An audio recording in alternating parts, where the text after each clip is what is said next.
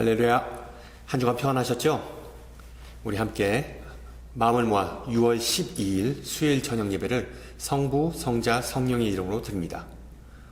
사도신경으로 신앙 고백합니다. 나는 전능하신 아버지 하나님 천지의 창조주를 믿습니다. 나는 그의 유일하신 아들 우리 주 예수 그리스도를 믿습니다.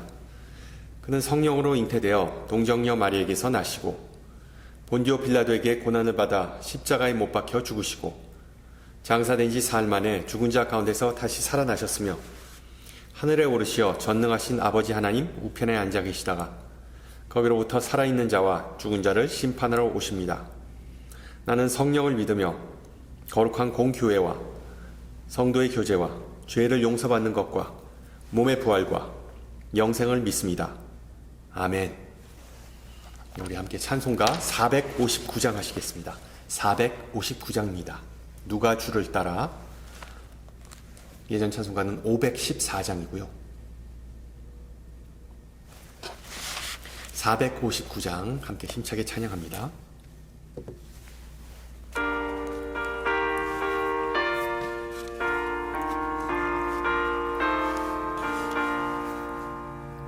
누가 주를 따라 섬기려는가?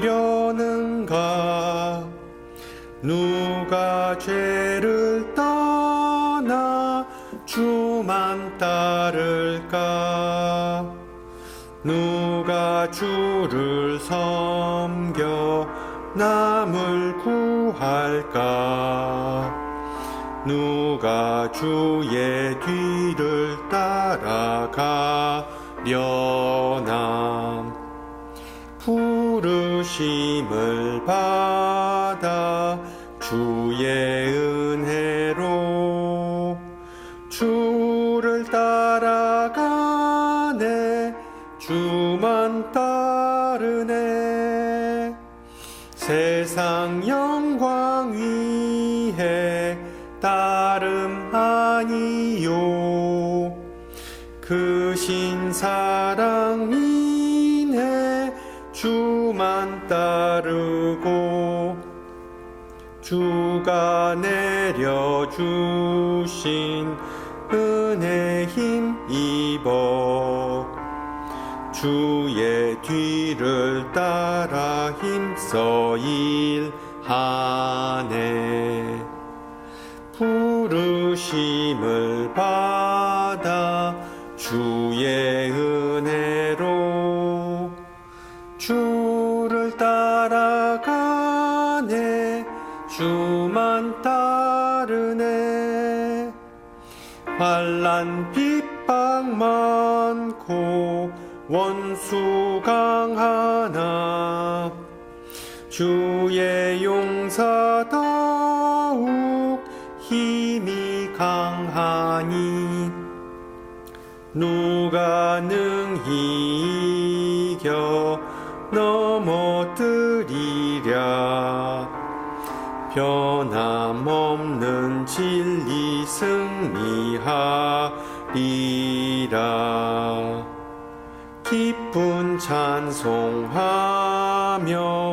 주의 은혜로 주를 따라가네. 주만 따르네. 아멘. 하나님께서 오늘 저녁 우리에게 주신 말씀 마가복음 3장 25절에서 30절입니다. 마가복음 3장 25절에서 30절. 제가 가진 성경으로 신약 57페이지입니다. 마가복음 3장 25절에서 30절 말씀을 받들어 봉독합니다. 집에 들어가시니 무리가 다시 모임으로 식사할 겨를도 없는지라. 예수의 친족들이 듣고 그를 붙들러 나오니 이는 그가 미쳤다 함을 일러라. 예루살렘에서 내려온 서기관들은 그가 바알세불이 집혔다 하며 또 귀신의 왕을 힘이요 귀신을 쫓아낸다 하니 예수께서 그들을 불러다가 비유로 말씀하시되 사탄이 어찌 사탄을 쫓아낼 수 있으냐. 또 만일 나라가 스스로 분쟁하면 그 나라가 설 수 없고 만일 집이 스스로 분쟁하면 그 집이 설 수 없고 만일 사탄이 자기를 거슬러 일어나 분쟁하면 설 수 없고 망하느니라. 사람이 먼저 강한 자를 결박하지 않고는 그 강한 자의 집에 들어가 세간을 강탈하지 못하리니 결박한 후에야 그 집을 강탈하리라.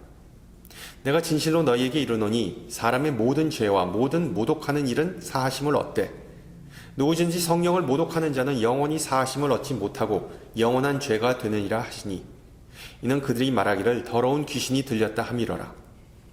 그때 예수의 어머니와 동생들이 와서 밖에 서서 사람을 보내어 예수를 부르니 무리가 예수를 둘러 앉았다가 여짜오되 보소서 당신의 어머니와 동생들과 누이들이 밖에서 찾았나이다. 대답하시되 누가 내 어머니이며 동생들이냐 하시고 둘러 앉은 자들을 보시며 이르시되 내 어머니와 내 동생들을 보라. 누구든지 하나님의 뜻대로 행하는 자가 내 형제요 자매요 어머니이라. 아멘.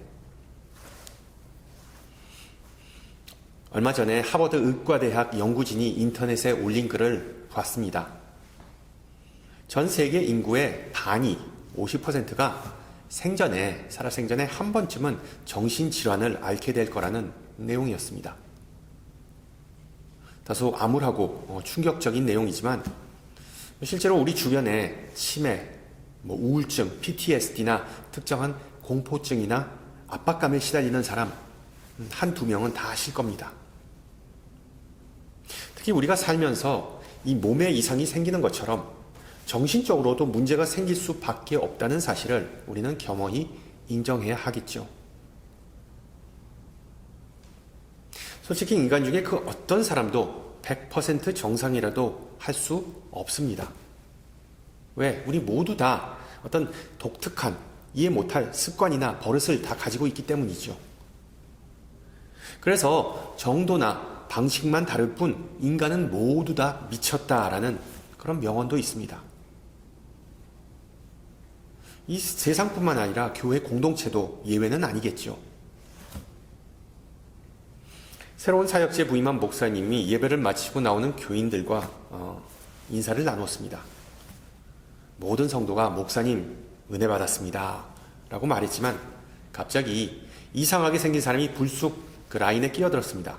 목사님, 오늘 설교는 제가 들었던 설교 중에 최악이었습니다. 갑자기 그런 심한 말을 들은 목사는 기분이 상했지만 마음을 추스리고 계속해서 성도들과 악수하였는데 조금 있다가 다시 그 사람이 나타나서 불쑥 말했습니다. 목사님, 왜 오늘 설교는 본문과 아무 상관이 없었습니까? 그리고 또 얼마 후에 이 사람은 다시 한번 와서 말했습니다. 목사님의 다른 설교가 오늘 설교만큼 지루하면 저는 이 교회에 다시 나오지 않겠습니다. 그러자 수석 장로님이 그 목사님을 옆으로 데리고 가서 이렇게 말했습니다. 목사님, 저 사람 살짝 정신 나갔으니까 신경 쓰지 마세요. 맨날 다른 이들이 하는 얘기를 여과 없이 퍼뜨리는 사람일 뿐입니다. 오늘 읽은 본문에서 예수님은 마치 이 젊은 목사처럼 설교 후에 안 좋은 피드백을 받는 그런 상황에 부닥치게 됩니다. 한편으로 대중 사이에서는 인기가 솟아올랐지만 다른 한편으로 수많은 시샘과 비판을 듣게 되는 그런 불편한 상황을 겪으신 것이죠. 그래서 자신과 가장 가까웠던 사람들과 또한 자신을 적대했던 사람 모두에게, 그 두 편의 모두에게 이런 의혹을 받게 됩니다. 예수가 미쳤다. 우스갯소리가 아니라 정말 진심으로 이런 생각을 그 사람들은 했습니다. 물론 우리 현대인들은 유명세가 정말 양날의 검과 같다는 그런 사실을 알았지만 예수님 시대의 사람들에게 있어 예수님에게 일어난 일, 그리고 예수님께서 보여주신 일련의 행동은 정말 미친, 말이 안 되는 것이었기 때문이죠. 왜 그 사람들이 예수님의 정신 상태, 정신 건강에 의문을 제기했는지를 살펴보기에 앞서 사건의 배경이 되는 마가복음 3장에 대해 좀 말씀드리고자 합니다. 우선 문제의 발단은 예수님께서 회당에서 이 손마른 병자를 고치시는 그런 사건에서 비롯됩니다. 거룩한 안식일에 기적을 행하는 것을 결사적으로 반대한 바리새인들을 보면서 마가는 예수님께서 그들의 완악함에 노하셨다라고 기록합니다. 그 다음에 예수님은 많은 병자가 자신에게 또 몰려오는 것을 보고 측은한 마음, compassion을 느끼셨고 그들 또한 모두 다 치유해 주셨습니다. 그리고 마지막으로 16절을 보면 12제자를 세우시면서 뿌듯함을 느끼셨습니다. 종합해 보면 예수님은 먼저 화가 났고 그 다음에 긍휼한 마음을 품으셨고 그 다음에 제자들을 보면서 소망을 느끼셨습니다. 보다시피 하루 동안 사역을 하면서 감정의 극과 극을 정말 경험하셨던 것이죠. 심리적으로 상당히 힘들고 지치고 거의 정신이 나갈 지경이었습니다. 아마도 그런 이유로 고향인 가버나움을 찾으셨던 것으로 보입니다. 그러나 거기에서마저 무리에게 애워쌈을 당하면서 예수님과 제자들은 어느 집으로 피신을 하게 됩니다. 그 와중에 예수님의 안위가 걱정된 그의 가족은 예수님을 집에 데려가기 위해 예수님께서 피신한 곳으로 이동하는 중에 예수가 미쳤다라는 소문을 사람들에게 듣게 됩니다. 그때 맞추어 이 예루살렘에서 내려온 서기관들이 예수에게 공격을 가합니다. 22절 보세요. 그가 바알세불이 집혔다 하며 또 귀신의 왕을 힘입어 귀신을 쫓아낸다. 그들은 예수께서 이미 귀신 들린 자들을 쫓아내는 그런 장면을 목격하였기 때문에 예수가 기적을 일으킨 것은 귀신들의 우두머리인 보스인 바알세불의 능력을 빌렸다고 주장한 것입니다. 따라서 이제는 단순히 예수가 미쳤다라는 것이 문제가 아니라 예수가 귀신 들렸다라는 그런 의혹이 추가로 제기된 것입니다. 알다시피 과거에는 문화를 막론하고 이 정신병과 그리고 또한 귀신 들림을 뚜렷하게 구분하지 않았습니다. 아니 구분하지 못하였습니다. 심지어 육신의 병마저 악한 영들이 그 몸을 괴롭히는 것이기 때문이라는 그런 무속신앙이 보편적으로 존재했죠. 지금 우리가 사는 현대사회에서도 그런 잔재가 남아있습니다. 모 기도원에서 귀신 내쫓다가 사람 잡았다, 사람이 목숨을 잃었다라는 그런 안타까운 뉴스를, 한국 뉴스를 가끔 접할 수 있습니다. 아마 그래서 옛날에 무당들이 그렇게 판을 쳤던 것이죠. 굿을 했던 이유는 무당에게 접신한 신이 그 질병을 일으킨 그 하위신보다, 귀신보다, 잡신보다 더 강하다는 그런 미신 때문이었습니다. 강한 귀신의 힘을 빌려서 그러니까 하위 귀신을 쫓아낸다는 것이죠. 그게 바로 무당들이 했던 굿이죠. 그러니까 오늘 본문에서 서기관들이 제기한 의혹은 예수가 당시 무당처럼 사탄과 계약을 맺어서, 즉 접신하여서 질병을 고쳤다는 것입니다. 우리 현대인들에게는 얼토당토하는 주장이지만 예수님 시대에는 그런 일들이 아마 빈번하였기에 충분히 말이 되는 내용이었습니다. 이런 주장에 대해 예수님은 하나의 비유를 들어 맞받아치셨죠. 사단이 어찌 사단을 쫓아낼 수 있느냐? 만일 나라가 스스로 분쟁하면 그 나라는 설 수 없다. 맞는 말이죠. 사단이 귀신을 내쫓는다는 것은 스스로 자신의 나라를 약하게 하고 망하게 하는 행위입니다. 그건 마치 전쟁터에서 장군이 자신의 군병들을 일부러 쏴 죽이는 것과 마찬가지인 그런 이상한 상황입니다. 그렇게 해서는 절대로 전투에서 승리할 수가 없습니다. 그리고 예수님은 부연 설명을 추가하십니다. 만일 집이 스스로 분쟁하면 그 집이 설 수 없다. 에이브러햄 링컨 대통령도 미국 남북 전쟁을 앞두고 한 유명한 연설에 이 예수님의 이 구절을 인용했죠. 분열돼 싸우고 있는 집은 흥할 수 없다. 나는 이 정부가 반은 노예, 반은 자유의 상태로 영원히 유지되리라 믿지 않는다. 나는 연방이 와해되기를 바라지 않는다. 그래서 예수님은 링컨 대통령처럼 자신의 사역을 설명하기 위해 분열, 디비전이라는 단어를 사용하셨습니다. 26절 만이 사탄이 자기를 거슬러 일어나 분쟁하면 설 수 없고 망하느니라.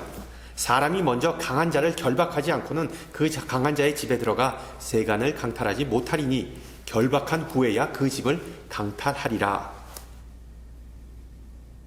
아이러니하지만 이 비유에서 강한 자는 사탄을 의미하고 강도, 즉 그 집을 강탈하는 자는 예수님을 상징합니다. 따라서 예수님의 사역과 하나님의 나라의 도래는 사탄의 집, 사탄의 왕국을 와해시키는 결과를 초래한다는 뜻이죠. 예수님께서 암시하는 바는 자신이 사탄보다 훨씬 더 강력하기 때문에 서기관들의 그딴 저질 공격은 대꾸할 가치도 없다는 것입니다. 한마디로 우리 예수님은 사람들이 자신에 대해 어떤 평판을 하든지 최악의 평판, 즉 자신이 미쳤다고 수군거리는 것에 대해 전혀 신경을 쓰지 않으셨습니다. 왜? 예수님에게 있어 더 중요한 사실은 한 영혼이 구원받거나 멸망하는 그 기준이었습니다. 즉 성령의 역사하심과 그 경고하심을 분별해서 그 성령에 순종하는 사람만이 죄 사함을 받을 수 있다라고 말씀하셨습니다. 마침 그때 예수님의 가족이 몰려와서 예수님을 호출했고 그 집을 에워싸던 무리는 그 메시지를 예수님에게 전달합니다. 보소서 당신의 어머니와 동생들과 누이들이 밖에서 찾나이다. 그러자 예수님은 창밖을 한번 내다보시고 제자들에게 가르침을 베푸십니다. 33절 보세요. 누가 내 어머니며 동생들이냐? 내 자매이냐? 설마 예수님께서 자신의 가족을 몰라봤을 리는 없다고 생각하였기 때문에 이 말을 들은 청주는 어리둥절했겠죠. 그리고 자신을 둘러싼 사람들을 가리키면서 다시 말씀하십니다. 내 어머니와 내 동생들을 보라. 누구든지 하나님의 뜻대로 행하는 자가 내 형제요 자매요 어머니이라. 결과적으로 예수님은 서기관들의 모략을 물리치시고 하나님의 가족의 참된 의미를 가르치시는 일거양득의 결과를 얻으셨습니다.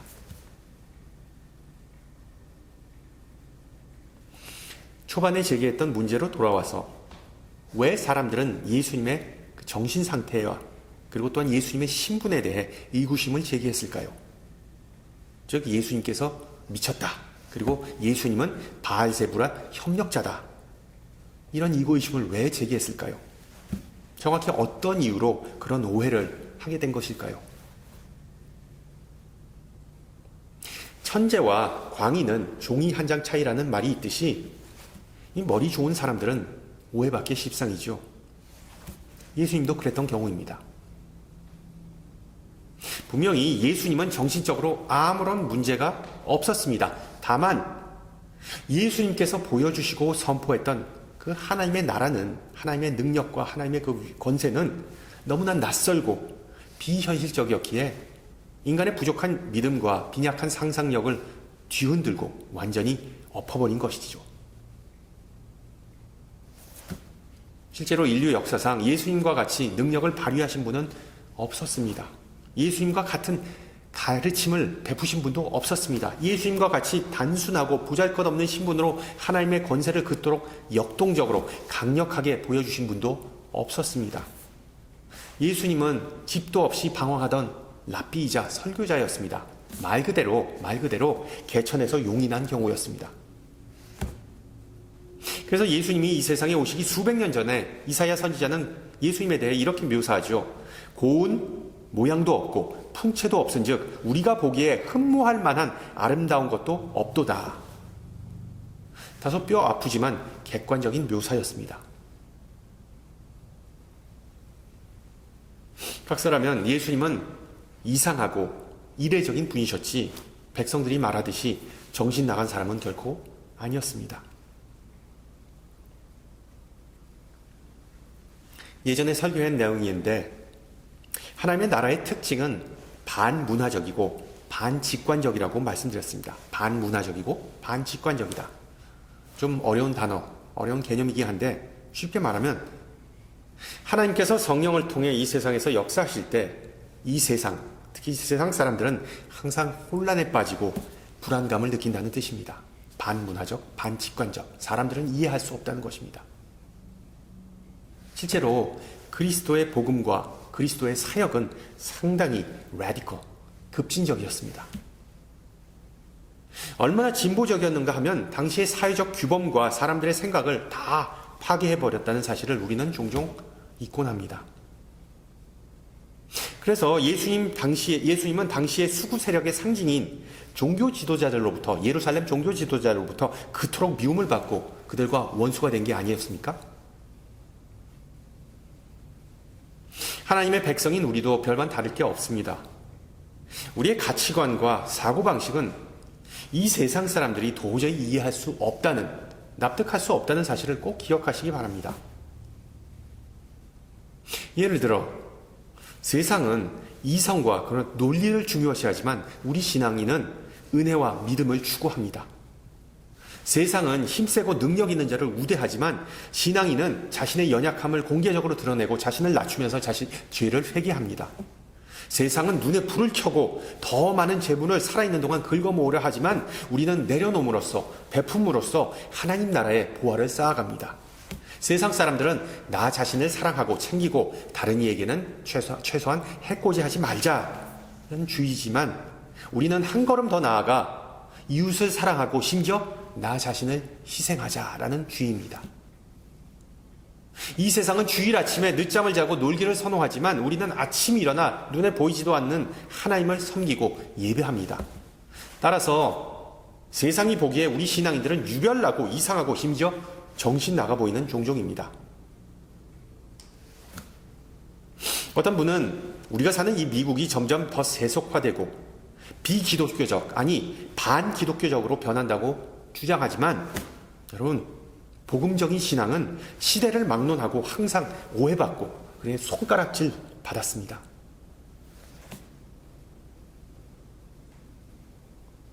저와 여러분은 살아계신 전능하신 하나님을 믿고 고백합니다. 즉 하나님은 모든 문화와 모든 인간의 관점, 인간의 사상, 그리고 인간의 정치적 견해를 뛰어넘는 분이십니다. 바꾸어 말하면 모든 인간은 절대로 그런 하나님을 완전히 이해할 수 없다는 사실이죠. 따라서 그렇게 엄청나고 대단한 분이 인간 세계, 우리의 일상 속으로 파고 들어오시는 것은 경천동지할 사건이죠. 당연히 우리 인간은 이게 도대체 무슨 일이냐 라는 당혹감과 우리의 일상이, 평범한 일상이 완전히 뒤바뀌는 그런 불편함을 느끼게 된 것이죠. 우리는 신앙인으로서 하나님의 선하심과 섭리하심을 의지했습니다. 그렇다고 그 선하신 하나님께서 우리의 기분을 항상 좋게 해주시고 우리의 삶을 행복하게 만들어주시는, 정말 우리의 일생의 탄탄대로를 그런 펼쳐주시는 분은 아니시죠. 우리가 믿는 하나님이 만약 그런 종류의 신이라면 그 신은 인간이 만들어낸 우상이지 천지 만물을 창조하고 주관하시는 하나님과는 아무런 상관이 없는 그런 신입니다. 여러분, 성경에 나오는 수많은 기적과 그리고 또한 표적을 제외하고 정말 말도 안 되는, 앞뒤가 안 맞는 내용이 얼마나 많습니까? 특히 복음서에 나오는 대표적인 주제가 그렇죠. 예를 들어 성육신 사건을 생각해 보세요. 성육신 사건. 도대체 왜 그토록 완벽하고 능력 있고 영원한 하나님께서 연약한 인간의 몸을 입으셨을까요? 왜 그런 위험을 무릅쓰셨을까요? 왜 그토록 부유하고 이 세상에 아무것도 부족하지 않은 분이 가난한 우리를 부유하게 하려고 가난해지셨을까요? 스스로 낮아지셨을까요? 그 반대가 이치에 맞지 않습니까? 또 우리가 고백하는 이 십자가는 어떻습니까? 인간의 몸으로 오신 그 하나님께서 정말 삐딱하고 말도 지지리도 안 듣는 이 인류를 위해 자신의 목숨을 내놓으셨습니다. 십자가의 도가 멸망하는 자들에겐 미련한 것이요 구원을 받는 우리에게는 하나님의 능력이시요. 보세요. 사도 바울도 십자가의 복음은 세상이 보기에 미련하기 짝이 없다고 말하지 않습니까? 또한 구원에 대해 성경은 뭐라고 말합니까?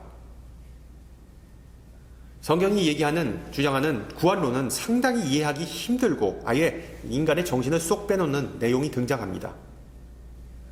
세상에 존재하는 모든 종교는 인간이 구원받기 위해 어떤 경지를 이루거나 지식을 획득하거나 아니면 그 종교가 정한 그 법대로 살아야 한다고 가르칩니다. 그러나 성경은 그리스도께서 우리가 죄인 되었을 때 우리를 살리기 위해 죽으셨다고 가르칩니다. 즉 우리가 구원받기 위해 한 일은 아무것도 없습니다. 오직 은혜로만 구원을 받았습니다. 이에 대해 윌로우 크릭 교회 원로 목사 빌 하이베스가 한 유명한 말이 있죠. 다른 종교의 핵심은 do, 즉 하라이지만 기독교의 핵심은 done, 즉 이루셨다이다. 구원은 무료이다. 이게 참 이해하고 받아들이기 힘든 내용입니다. 그래서 많은 그리스도인들조차, 신앙인들조차 so what? 즉 그래서 어쩌란 말이냐, 내가 뭘 해야 하냐라는 그런 강박관념과 부담감을 안고 신앙생활을 합니다. 어찌 보면 당연한 현상이죠. 특히 능력주의와 자본주의의 상징인 이 미국 사회에서 공짜가 어디 있습니까? 제가 말씀드렸잖아요. 복음은 반문화적이다, 반직관적이다. 복음을 우리가 이해할 수 없습니다. 이 세상에서 사는 동안. 마지막으로 우리 신앙인들은 몸의 부활, the resurrection of the body, 몸의 부활을 믿습니다. 하나님께서 예수님을 죽은 자 가운데서 다시 살리신 것처럼 우리도 언젠가는 다시 살리실 거라는 그 믿음을 마음에 품고 살아갑니다. 과학과 문명이 발달한 현대사회뿐만 아니라 그 옛날 2000년 전 예수님 시대에도 그런 믿음이, 몸의 부활이라는 그 믿음이 황당했다는 사실을 우리는 잊지 말아야 합니다. 부활하신 예수님을 두 눈으로 보고도 믿지 못한 이들이 바로 12제자들이었기 때문이죠. 여러분 보다시피 복음의 본질은 귀에 거슬리지 않거나 안전함을 추구하는 것과는 거리가 멉니다. 복음의 본질은 비상식적이고 이해하기 어렵다는 사실을 우리는 반드시 기억해야만 합니다. 우리가 그 복음의 귀를 기울일 때 하나님은 은혜를 베푸셔서, 즉 우리에게 믿고자 하는 마음과 용기를 주심으로 우리의 삶은 완전히 뒤바뀌게 되는 것입니다. 할렐루야.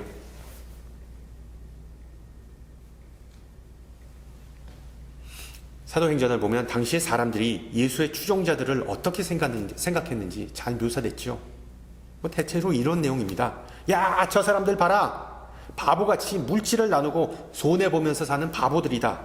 힘들고 어려울 때 오히려 웃고 기뻐한다. 사람의 피와 살을 먹는 인간들이다. 정말 정신 나간 사람들이지만 또한 밉지만은 않네. 우리 현대교회가 초대교회의 신앙을 회복해야 한다라는 말을 많이 들어보셨을 거예요. 그게 무슨 의미일까요? 우리 신앙인들은 세상 사람의 기준이나 기분을 맞춰줄 필요가 없다는 것입니다. 왜? 우리는 오직 예수 그리스도를 기쁘게 해드리고, 그리고 또한 예수 그리스도에 미쳐 사는 사람들이기 때문이죠. 하나님 나라의 백성인 우리의 삶도 마찬가지입니다. 바리새인과 사두개인처럼, 그 당시의 종교 지도자들처럼 이 교회라는, 성전이라는 테두리 안에 안락함만을 추구할 때 복음의 본질에서 멀어지게 됩니다. 예수님처럼 이 세상 속으로 나아가서 사람들에게 기이하고 멍청하다라는 소리를 들을 때 비로소 복음의 정신을 회복하게 됩니다. 앳 답슨, 미국의 기독교 우파의 선구자이자 미시간주의 갈보리 교회, 그 대형 교회 원로 목사였습니다.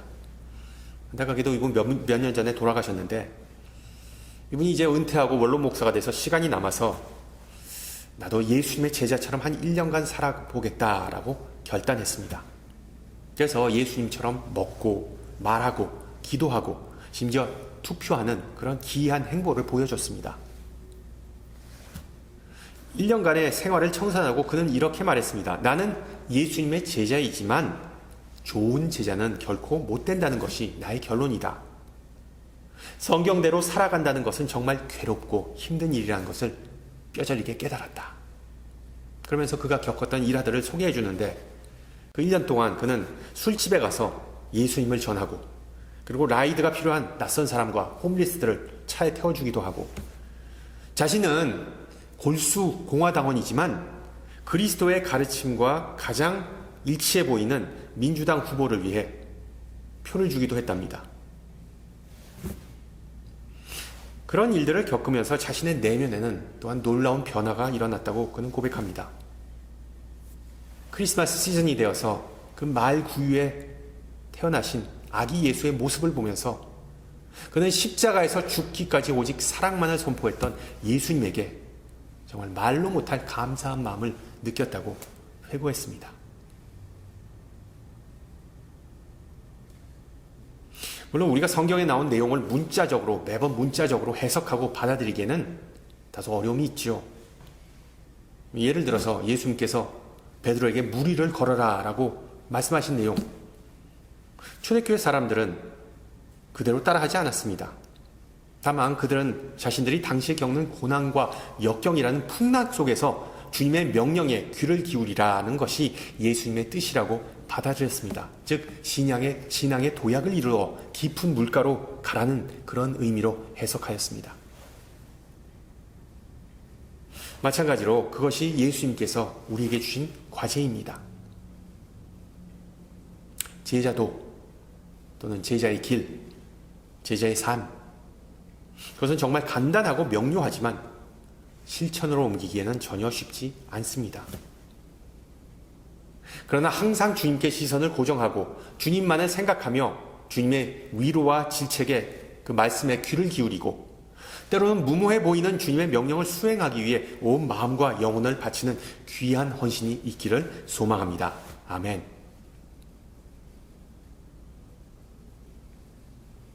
오늘 본문에서 예수님의 지인들은 예수님이 미치지 않았나라는 질문을 던졌습니다. 그러나 정작 중요한 질문은 나는 과연 예수님을 위해 미쳤는가입니다. 나는 과연 예수님을 위해 미쳤는가? 그런 면에서 우리가 이상하고 미쳐 보인다라는 세상의 평가는 실제로 대단한 칭찬입니다. 왜? 그것은 바로 주님을 향한 우리의 헌신의 잣대이기 때문이죠. 성도 여러분, 예수님을 위해 했던 가장 미친 일, 미친 짓이라고 하면 좀 이상하니까 미친 일, 미친 행동은 과연 무엇입니까? 혹시 머릿속에 아무것도 떠오르지 않는다면 우리가 누구인지에 대해 다시 한번 생각해 보시기 바랍니다. 우리의 신분에 대해서 다시 한번 생각해 보시기 바랍니다. 우리가 믿고 따르는 예수님은 The Fool of God, 하나님의 바보라는 별명을 가지셨던 분입니다. 우리가 바울과 같이 정말 예수를 위해 미친 사람이 되지 못하더라도 예수님의 바보 정도는 돼야 하지 않겠습니까? 아직도 세상의 시선이 두려워서 혹은 용기가 부족해서 하나님의 바보와 같은 삶을 우리가 살지 못할다 할지라도 예수님은 바로 그런 우리를 위해 십자가를 지시고 죽으시고 부활하셨습니다. 우리의 믿음이 연약하고 부족해서 예수님에게 늘 미안한 마음이 있더라도 우리의 상상을 뛰어넘어 역사하시고 은혜 베푸시는 하나님을 늘 찬양하는 은혜가 있기를 축원합니다.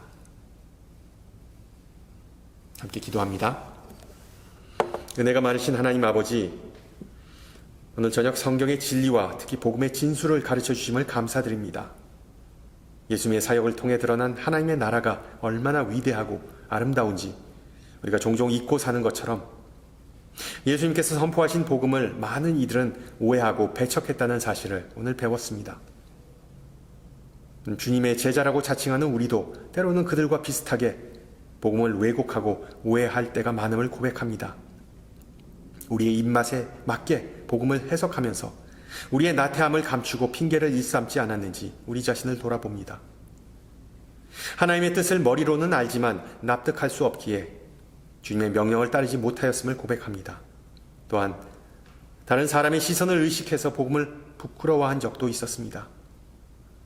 그리고 나의 이해관계 때문에 하나님의 나라를 먼저 섬기지 못하였음을 고백합니다. 사랑이 많으신 주님은 그런 우리에게 성령의 능력 없이 참된 제자와 자녀로 살 수 없다는 사실을 또한 가르쳐 주셨습니다.